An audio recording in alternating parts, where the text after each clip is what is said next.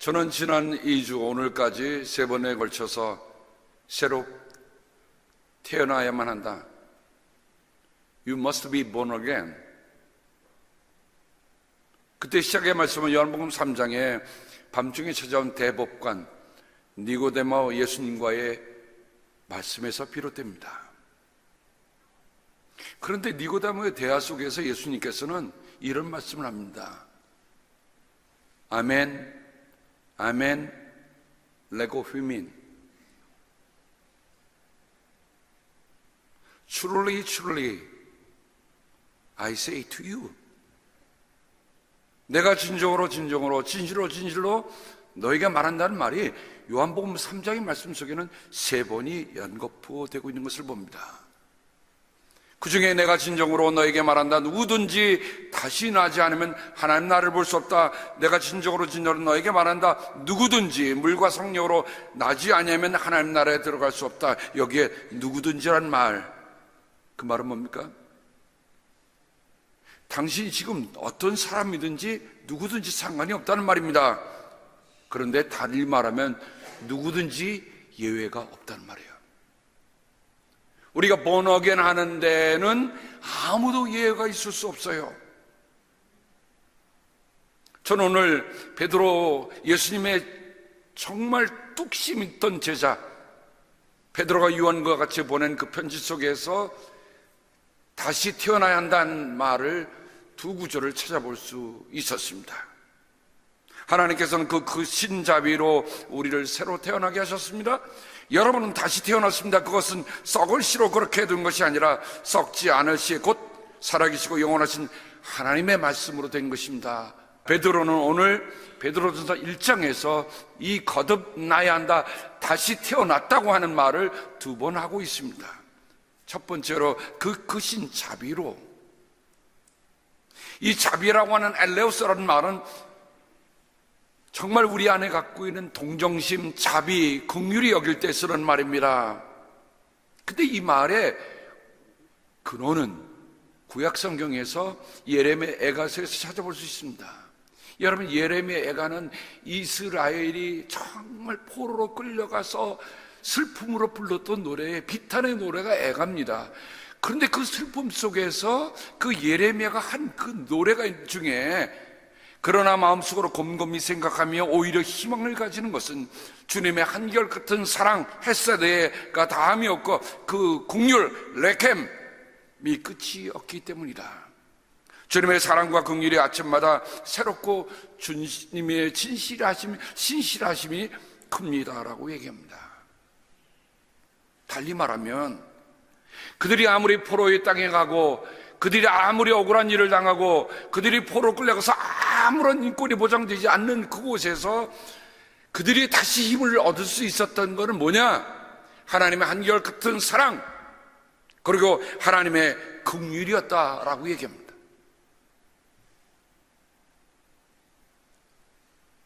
오 신실하시는 찬양을 할 때 저는 그 찬양의 그 대목이 정말 마음에 와닿아요. Morning by morning, new mercies I see. 여러분, 아침마다 일어나면 어제 무거웠던, 어저께 힘들었던 모든 일을 다 마치고 아침에 일어나면 여러분, 무엇이 보입니까?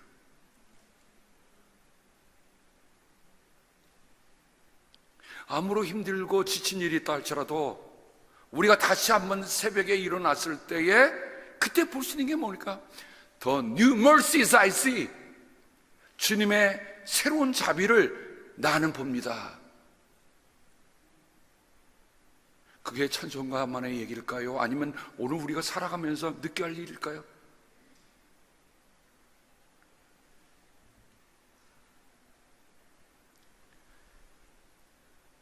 구약 성경의 긍휼이라는 말은 아기를 갖는 어머니의 자궁을 얘기합니다. 그래서 이사야서 49장 15절에 보면 어머니가 제 젖먹이를 잊겠으며 제 태에서 낳은 아들을 어찌 긍휼히 여기지 않겠느냐. 비록 어머니가 자식을 잊는다 하여도 나는 절대로 너를 잊지 않겠다. 하나님이요, 어머니 같은 마음으로 말씀하시는 거예요. 여러분은 자기가 낳은 자식을 잊을 어미가 어디 있겠습니까마는 하나님이 얼마나 강하게 말씀하십니까? 뭐라고 얘기해요? 혹시 어쩌다가 어머니가 자식을 잊는다 하더라도 나는 절대 너를 잊지 않겠다. 우리가 하나님의 긍휼을 받는다는 게 뭘까요? 우리는 하나님의 기억 속에 있는 사람들이야. 하나님 나를 기억하신다는 거예요. 하나님 나를 알고 계신다는 거예요. 그전 큰 힘이 어디 있어요? 어머니가 그 자식을 위로하듯이 내가 너희를 위로할 것이다 라고 말씀하셨어요. 신약에 오면 여러분, 아기를 성령으로 잉태할 마리아에게 와서 내가 하나님의 은혜를 입을 것이다 라고 했던 천사의 알림을 통해서 마리아가 그 말씀을 나중에 순응하면서 불렀던 노래 중에서 그의 자비하심은 그를 두려워하는 사람들에게 대대로 있을 것입니다. 그는 자비를 기억하셔서 자기의 종 이스라엘을 도우셨습니다 합니다. 마리아의 노래 속에 내가 하나님의 자비를 잊고 있구나, 이 이스라엘 백성들이 하나님의 자비를 잊고 있구나 하는 고백이 있는 겁니다. 사랑하는 성도 여러분, 여러분이 예배를 드릴 때마다 또 하나님과 함께 길을 걸어갈 때마다 우리의 사는 모든 삶 속에 하나님의 자비가 나와 함께 있다고 하는 것을 늘 잊지 않기를 주님의 이름으로 당부합니다. 그러면 어려운 속에서도 우리가 일어날 수 있는 거예요. 세례요한의 아버지 사가랴도 이렇게 찬양합니다. 하나님의 자비로운 심정에서 그 구원이 온 것이다. 구원이 어디서 온다고요? 우리에게서 오는 겁니까? 아니에요. 우리가 어떤 의로운 일을 우리가 잘한다고 해서 구원이 오는 겁니까? 아니에요.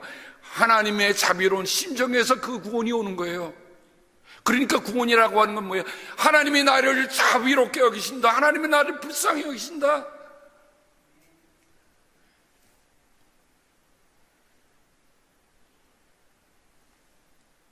어제 우리 강형길 목사님의 메모리얼 서비스를 마쳤는데 많은 분들 눈에 눈물이 글썽하시는 걸 봤어요. 제가 리셉션 홀에 들어가서 마침 조영희 목사님과 같이 있는데 조영희 목사님 식사를 못 하시더라고요. 덮어놓고 계세요. 목사님,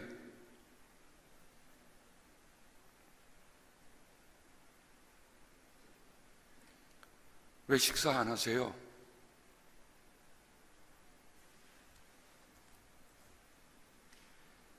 내 사랑하는 친구가 떠나는데 밥을 못 먹겠어 그러시더라고요. 60년을 같이 온 친구입니다. 40년간 같은 지역에서 목회를 하신 목사님. 그래서 제가 우리 목사님의 추도사를 오늘 목회 컬럼에 옮겨놨어요. 우리가 살아가면서 정말 그런 자비로운 마음들, 불쌍히 여기는 마음들, 컴패션, 함께하는 마음. 또 목사님 한 분이 4분하고 그냥 가시더라고요. 왜 그냥 가시는지 몰랐어요. 제 아내가 얘기해 주더라고요. 샌디에고에 목사님이 목회하실 때 그때 만났던 교인이 돌아가셨다는 거예요.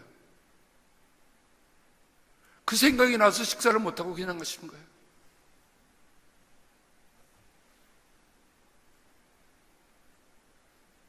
우리가 하나님의 자비를 입었으면 우리 주님은 말씀하십니다. 내가 자비로운 것 같이 너희도 자비로워라.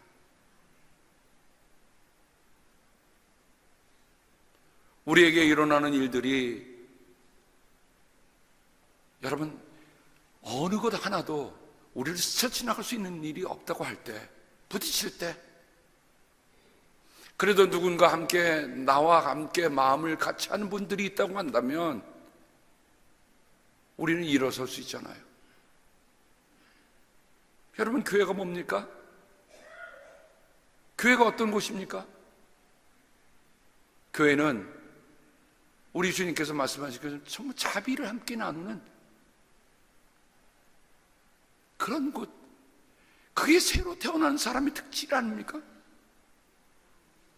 우리가 사람을 보아도 아무런 마음에 동정심이 없다, 그러나 우리는 거듭난 것이 아니에요. 왜냐하면 하나님의 자비로 거듭났다고 하는 것은 무엇을 얘기합니까? 우리 또한 하나님을 닮아서 자비롭게 여기는 거예요. 아까 여러분 몽골을 봤을 때 어떤 마음이 드셨습니까? 우리 교회는 꼬물꼬물한 아이들이 4명밖에 없는데, 아주 정말 꼬물꼬물한 애는 1명밖에 없는데, 그 아이를 볼 때마다 여러분 정말 그런 마음 드십니까? 또 몽골에 우리가 일종의 우리가 가슴으로 보면 아이들이잖아요. 그곳에 교회를 짓고 정말 한겨울을 지내서 정말 처음에 한겨울을 지난 거 아닙니까? 따뜻하게 지냈습니다. 아니, 그 말만 들어도 저는 가슴이 뭉클하고 너무 좋아요. 여러분이 어떤 마음으로 선교하셨죠? 예, 저는 압니다. 그 큰 프로젝트를 여러분이 그런 아름다운 마음으로 함께 해주셔서 아마 여러분의 평생에 한번 갈 수 있는 분이 얼마나 될까? 올해 가시고 싶은 분 저한테 미리 얘기해 주시기 바랍니다. 바울은 하나님은 자비가 넘치는 분이시다라고 했습니다. 우리를 사랑하신 그 크신 사랑으로 말미암아 범죄로 죽은 우리를 그리스도와 함께 살려주셨습니다. 여러분은 은혜로 구원을 얻었습니다. 뭐로 시작한 거예요? 하나님의 자비 때문에 시작된 거예요. 우리도 전에는 어리석고 순종하지 아니하고 미혹을 당하고 온갖 정욕과 향락의 종로를 타고 악의와 시기심을 가지고 살고 남에게 미움을 받고 서로 미워하며 살았습니다. 그러나 우리의 구주신 하나님께서 그 인자하심과 사랑하심을 나타내셔서 우리를 구원하셨습니다. 우리가 전에는 어떻게 했다고요? 미워하고 살았어요. 근데 이제는 어떻게 하라고요? 하나님의 그 인자심과 하나님의 사랑을 받고 산 거예요. 그분이 그렇게 한 것은 우리가 행한 의로운 일 때문이 아니라 그분의 자비하심을 따라 거듭나게 해주심과 성령으로 새롭게 해주심으로 말미암은 것입니다. 오늘 우리 이 장로님 기도하시면서 성령께서 우리를 위해 말할 수 없는 탄식으로 기도해 준다고 기도하셨잖아요. 그렇죠? 성령으로 우리를 새롭게 해주시는 거예요. 우리가 제대로 기도는 할 줄 압니까? 제가 말하는 기도는 그런 기도가 아니잖아요. 정말 하나님의 뜻을 깊이 알 수 있는 그런 기도. 그 기도가 누굴 통해서 되는 거예요? 성령으로 새롭게 될 때만이 그게 가능한 거예요.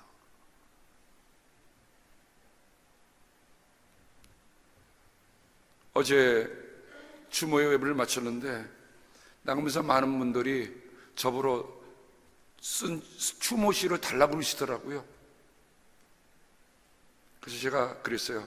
다음 주 우리 교회 주보에 낼 테니까 여러분 들어와서 보세요.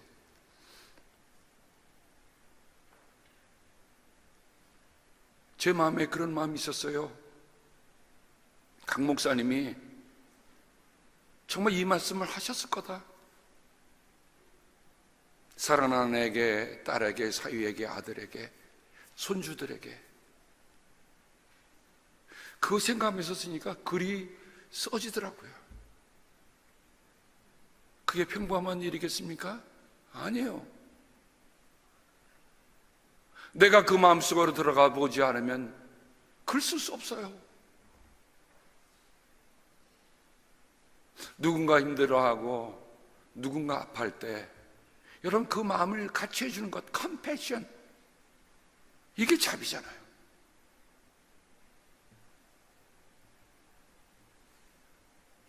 두 번째 베드로는 썩지 않을 씨, 하나님의 말씀으로 라고 얘기합니다.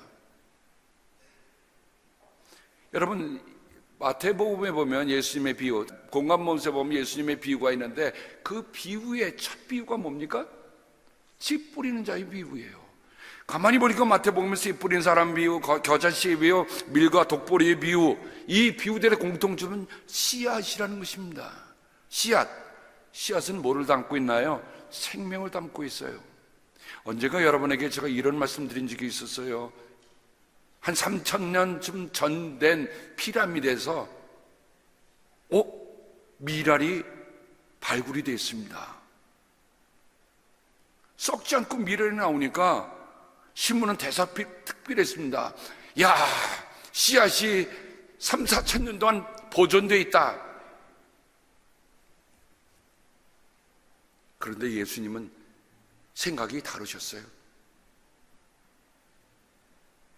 예수님은 그 3,000년, 4,000년 동안 땡땡하게 남아있는 그 씨앗에게 이렇게 얘기합니다.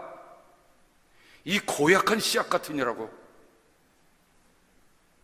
내가 만일 3, 4,000년 전에 나일강에 뿌려졌다고 한다면 수많은 생명을 먹여 살렸을 것 아니냐. 그런데 달랑 내 몸 하나 갖고 태어나?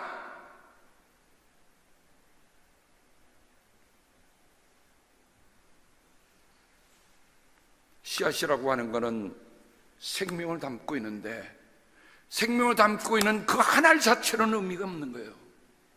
어떻게 해요? 그게 죽어서 또 다른 열매를 맺는 겁니다. 우리가 새로 태어났다는 건 내가 태어난 거 한 사람으로 끝나는 게 아니에요. 내가 태어남으로 해서 다른 사람을 태어나게 하는 일로 하나님이 나를 그런 씨앗으로 만드신 거예요. 여러분, 신앙이 이기주의처럼 무서운 거 없습니다. 신앙의 독선처럼 무서운 거 없어요.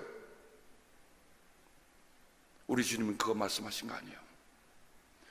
하늘의 미랄이 땅에 떨어져 썩지 아니하면 하늘 그대로 있지만 썩으면 많은 열매를 맺는다.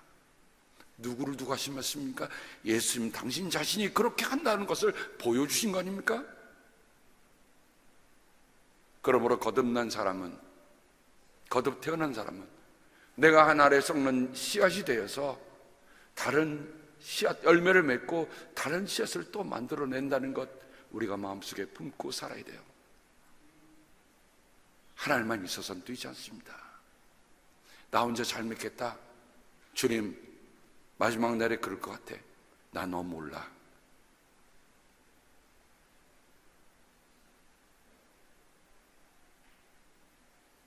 바울은 심는 사람에게 심을 씨와 먹을 양식을 공급하여 주시는 하나님께서 여러분에게도 씨를 마련하여 주시고 그것을 갑절로 늘려주시고 의의 열매를 증가시켜 주실 거라 했어요. 제가 이 말씀을 하면서 줄을 쳐봤어요.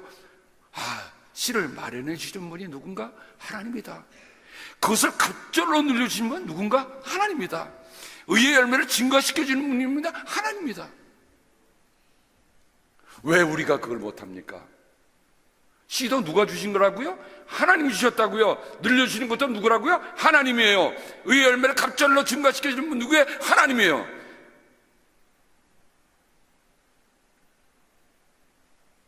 세상은 하나님의 힘을 모릅니다.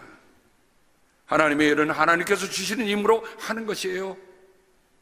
하나님의 일은 하나님의 힘으로 하시는 거예요. 내 힘으로 하는 거 아니에요. 어제 추모 예배 마치고 나서 뵈니까 몇몇 분들이 참 그 쓰레기를 다 치우시고 하시고 설거지 하시고 하신 거 보기에 참 감사했어요. 우리가 주님의 몸된 교회를 위해 봉사할 때 내 힘으로 하지 말고 하나님이 주시는 힘으로 우리가 모두 하는 줄 압니다. 그러면 내가 더 힘이 나는 거야. 하나님이 그 내가 쓴 만큼, 하나님을 위해서 쓴 만큼 하나님은 더 내게 힘을 주시는 거예요.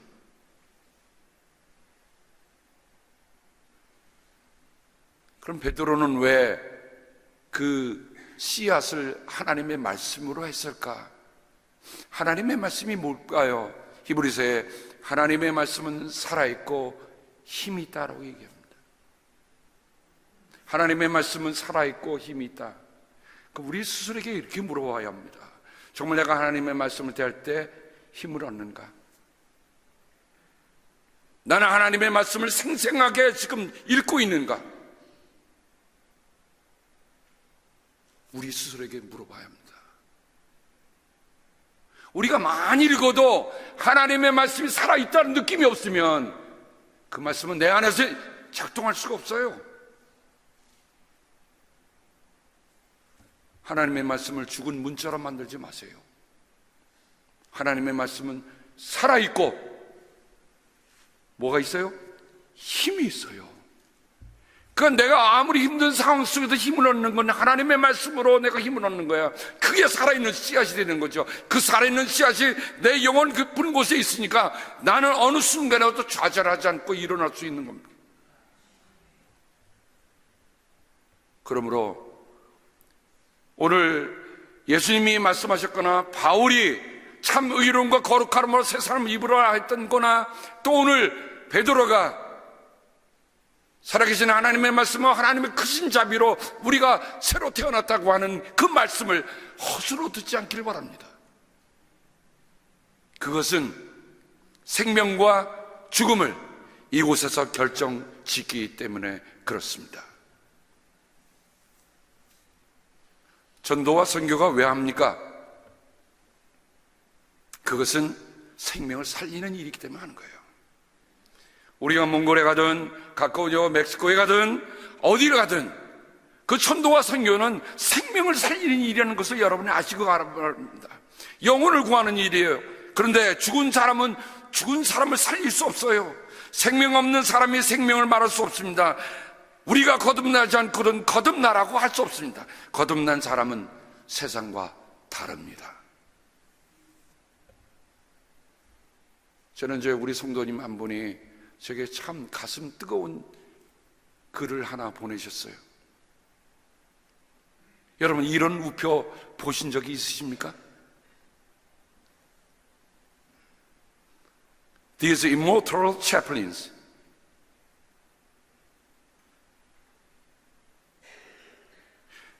침몰하는 군함이 있는데 배가 침몰한다는 건 뭐예요? 죽는다는 거예요. 근데 저 네 분의 얼굴들은 좀 어떻게 있습니까? 하늘에 떠 있어요. 죽었지만 산 사람의 얘기입니다. 1943년 2차 대전에 뉴욕항을 출발한 병력 수송선 도체스터가 연합군 904명을 태우고 출항을 했습니다. 항해한 지 12일이 지난 후일 독일군 잠수함이 어뢰를 쐈어요. 그래서 그 배가 침몰하면서 605명이 전사합니다. 저는 그 스토리를 읽으면서 이런 생각이 들었습니다. 여러분 위기의 순간에 진짜 믿음이 드러나는 거예요. 그렇죠? 평상시에는 진짜인지 가짜인지 잘 몰라.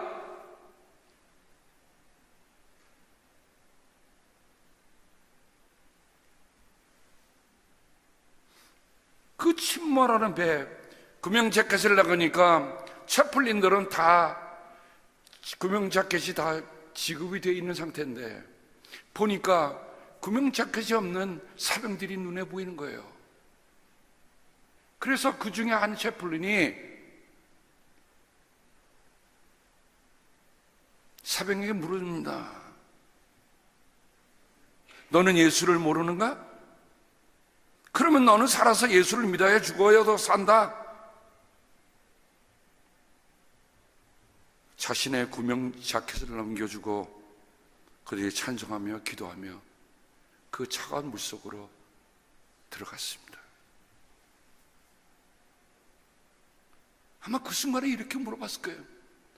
Do you believe in Jesus?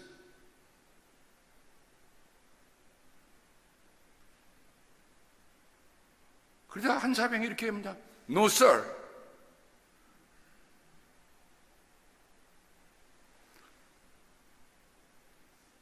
한번 여러분 생각해 보시겠어요? 예수를 믿지 않는 사람이 그대로 가면 어디 갑니까? 지옥 가잖아요.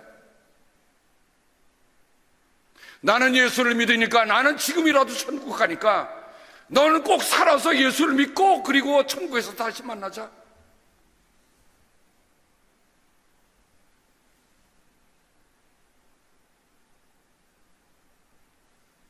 저는 천국에 가면 이 네 분의 채플린을 꼭 만나보고 싶어요. 누군가 그것을 기억하면서 이런 그림을 그렸더라고요. 내 주를 가까이 하려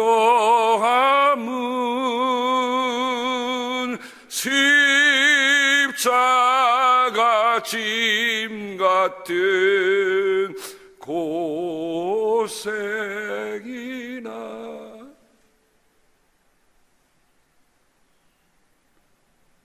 구명 자켓을 사병들에게 다 건네준 이 네 분의 채플린은 서로 잡고 찬송하고 기도하고 그리고 그 차가운 물속으로 들어갔습니다.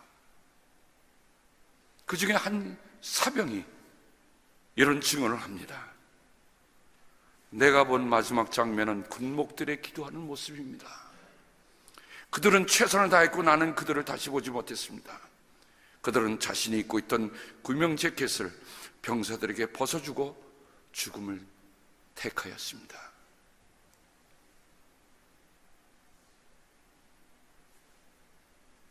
그들의 죽음을 기리기 위해서 Four Chaplains Memorial Chapel이라는 것을 미국은 졌습니다.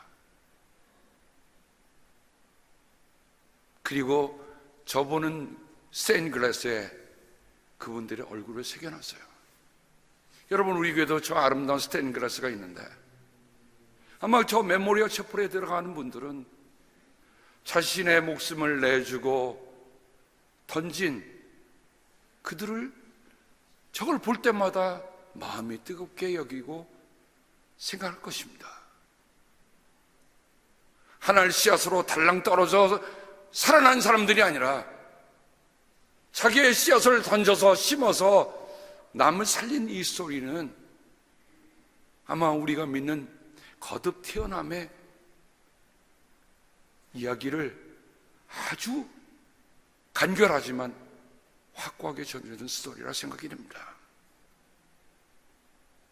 거듭난 사람이야말로 진짜 생명을 가진 사람들입니다. 그들은 죽어도 산 사람들이에요. 저는 지난 3주 동안 새롭게 태어나만다는 말씀을 가지고 여러분과 함께 나눴습니다. 정말 제가 이곳에 말씀을 전할 때 정말 우리 성도들이 어느 한 분도 예외 없이 누구든지 다 거듭나서 나 혼자 살기 위해서 바등바등대는 사람들이 아니라 필요하다면 나의 구명자켓이라도 벗어서 다른 생명을 살리는 그런 심정으로 살아가는 우리들이 모두가 되기를 주님의 이름으로 간곡히 당부합니다. 기도합니다.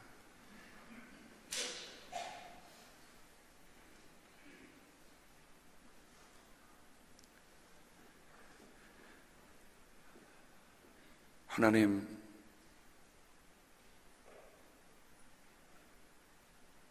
제가 저 네 분의 굿모님들을 볼 때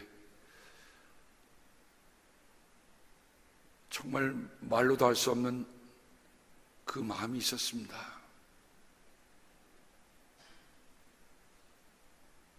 당신은 예수 믿어?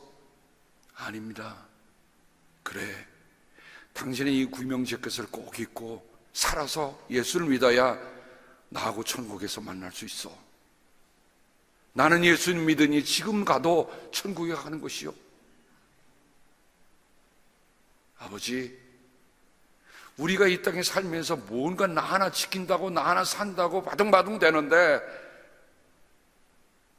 그게 아닌 것 거듭나지 않으면 볼 수 없는 그런 세계인 것을 하나님 앞에 고백합니다.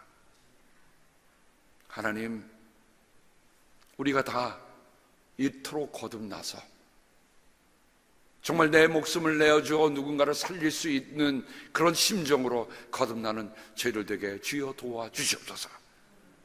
거듭남이 나 때문만이 아니라 나를 통해서 누군가 생명의 씨앗을 전달해 주는 그들에게 주는 그 이유가 되게 하나님 함께하여 주시옵소서. 감사하며 예수님의 이름으로 간절히 기도합니다. 아멘.